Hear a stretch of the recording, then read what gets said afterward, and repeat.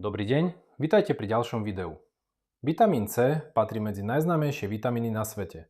Mnohí ľudia sú presvedčení, že keď na nich niečo lezie, stačí zjesť veľa pomarančov, vypiť šumivý vitamín C, alebo si kúpiť silné doplnky výživy a chrípka sa im vyhne. Ale je to naozaj pravda? Dokáže vitamín C zastaviť chrípku? Alebo ide len o ďalší rozšírený mýtus? V dnešnom videu sa pozrieme na to, čo o vitamíne C hovorí veda, aké sú jeho skutočné účinky a prečo od neho nemôžeme očakávať zázraky. Tak poďme na to. Najskôr si povedzme, čo je vlastne vitamín C. Ide o vitamín, ktorý naše telo potrebuje každý deň. Podieľa sa na tvorbe kolagénu, podporuje hojenie rán, pomáha vstrebávať železo a zohráva dôležitú úlohu pri správnom fungovaní imunitného systému. Keď ho máme dlhodobo málo, môžu sa objaviť zdravotné problémy, únava alebo zhoršené hojenie. Práve preto vznikla predstava, že čím viac vitamínu C príjmeme, tým lepšie bude fungovať naša imunita. Lenže ľudské telo nefunguje tak jednoducho. Ak máte dostatok vitamínu C, ďalšie veľké dávky automaticky neznamenajú silnejšiu obranu proti vírusom. Poďme teraz k chrípke. Chrípku spôsobuje vírus. Keď sa vírus dostane do tela, začne sa množiť. Imunitný systém proti nemu bojuje, ale samotný vitamín C vírus nezničí. Nie je to antibiotikum ani antivirotikum. Nemá schopnosť zastaviť chrípku hneď potom, ako ochoriete.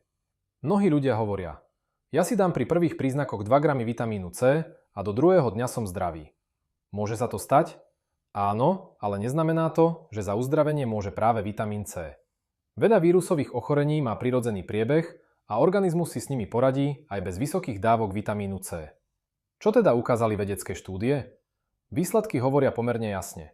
U väčšiny bežnej populácie pravidelné užívanie vitamínu C významne neznižuje riziko, že človek dostane chrípku alebo bežné nachladnutie.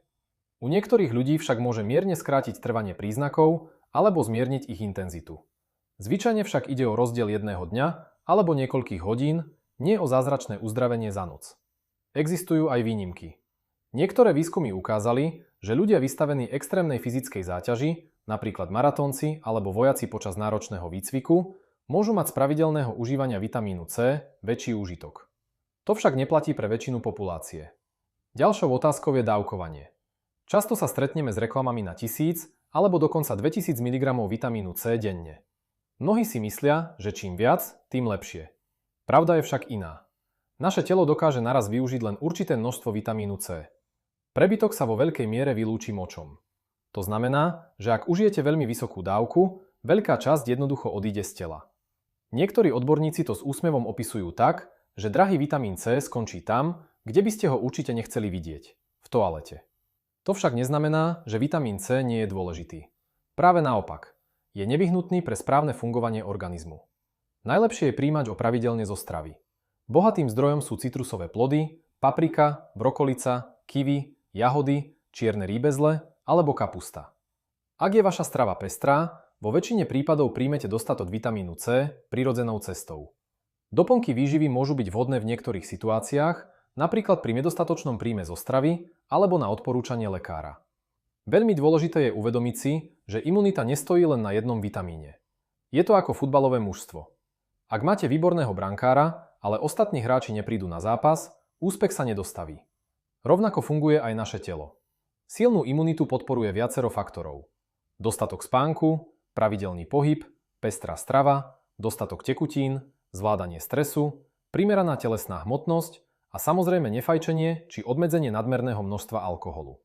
Práve kombinácia týchto návykov robí pre naše zdravie oveľa viac než jedna veľká dávka vitamínu C. Počas chrípkovej sezóny je dôležité myslieť aj na prevenciu. Časté umývanie rúk, vyhýbanie sa blízkemu kontaktu s chorými ľuďmi, pravidelné vetranie miestností. A keď ochoriete, doprajte telu oddych. Práve odpočinok patrí medzi najlepších pomocníkov pri zotavovaní. Ak sa objaví vysoká horúčka, silné bolesti alebo príznaky trvajú nezvyčajne dlho, je vhodné kontaktovať lekára. Nie každé ochorenie totiž prebieha rovnako a niekedy môže byť potrebné odborné vyšetrenie. Poďme si teda zhrnúť dnešné video. Mýtus hovorí, že vitamín C dokáže zastaviť chrípku. Pravda je, že vitamín C je veľmi dôležitý pre správne fungovanie imunitného systému, ale sám o sebe chrípku nezastaví ani vírus nezničí.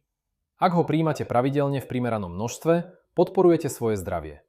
Ak však čakáte, že jedna vysoká dávka vás zachráni pred chrípkou za pár hodín, budete pravdepodobne sklamaní.